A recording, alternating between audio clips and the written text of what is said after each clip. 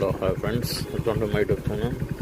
Friends, ఓసారి అనిపిస్తుంది అంటే గల్ఫ్ కంట్రీలో ఎడారి ఎట్టుంటుందో అలాగే ఇండియాలో ఉండేట్టు పచ్చగా ఉంటే బాగుంటుంది. చూడండి, ఎటు చూసిన పచ్చగానే కనిపిస్తున్నాయి, చాలా పచ్చగా ఎటు చూసినా కానీ.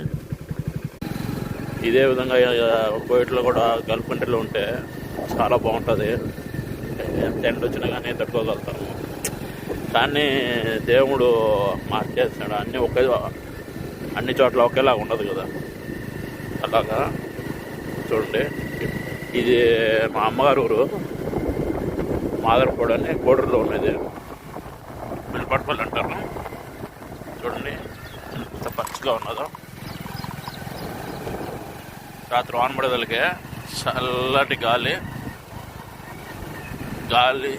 భలేగా ఉన్నది, చల్లగా. Okay friends.